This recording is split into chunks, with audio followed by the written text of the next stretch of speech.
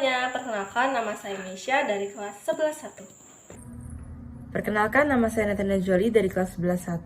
Kami dari Sekolah Kristen Harapan Bangsa Balikpapan.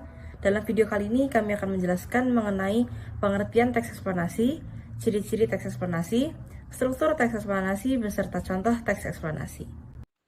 Kita masuk terlebih dahulu ke dalam teks eksplanasi.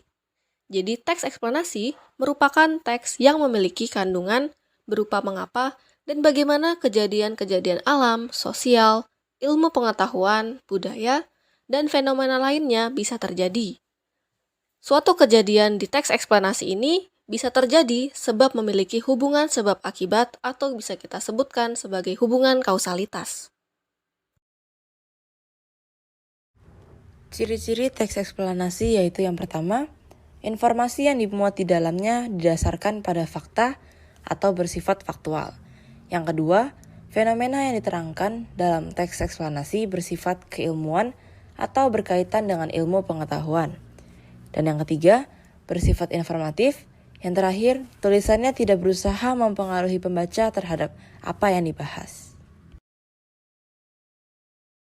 Lanjut ke dalam strukturnya, teks eksplanasi memiliki suatu struktur yang terdiri dari pernyataan umum, urutan sebab akibat atau hubungan kausalitas, dan juga interpretasi atau hal ini meliputi kesimpulan dan juga pandangan sang penulis terhadap peristiwa yang terjadi. Kita masuk ke dalam contoh teks eksplanasi fenomena sosial yaitu cyberbullying. Cyberbullying adalah serangan atau ancaman yang dilakukan seseorang melalui media elektronik seperti internet. Mungkin biasanya aksi perundungan atau bullying hanya terjadi di dunia nyata. Namun, sekarang bullying juga sudah marak di dunia maya.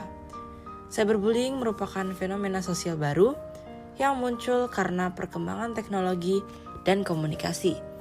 Hal ini diartikan sebagai tindakan menyakiti orang lain yang dilakukan dengan sengaja melalui media seluler, komputer, atau alat elektronik lainnya.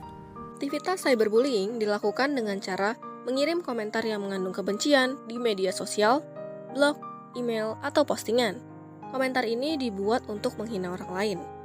Hal tersebut dapat menurunkan kepercayaan diri orang yang dijadikan target perundungan. Biasanya berujung pada kecemasan, kekhawatiran, atau bahkan keinginan untuk bunuh diri. Dampak bagi korban cyberbullying lainnya juga adalah menunjukkan ciri-ciri depresi, memiliki masalah kepercayaan dengan orang lain, tidak diterima oleh rekan-rekan mereka, selalu waspada dan curiga terhadap orang lain, ataupun kekhawatiran berlebih, memiliki masalah menyesuaikan diri dengan sekolah, penurunan prestasi, kurang motivasi, sehingga sulit fokus dalam mengikuti pembelajaran. Jika cyberbullying dibiarkan tanpa tindak lanjut, maka orang yang menyaksikan dapat berasumsi bahwa cyberbullying adalah perilaku yang diterima secara sosial. Dalam kondisi ini, beberapa orang mungkin akan bergabung dengan penindas karena takut menjadi sasaran berikutnya, dan beberapa lainnya mungkin hanya akan diam saja tanpa melakukan apapun. Dan yang paling parah, mereka akan merasa tidak perlu menghentikan hal tersebut. Kasus cyberbullying tidak hanya merugikan, bahkan dapat mengancam kondisi psikologis korban. Mental korban kasus perundungan cyber dapat terganggu dan korban akan kesulitan mengatur emosi. Sebab itu, kita harus mencegah dan menghentikan aksi cyberbullying. Jadi, itulah penjelasan tentang pengertian dan juga contoh dari teks eksplanasi yang kami ambil dari fenomena sosial bertemakan cyberbullying.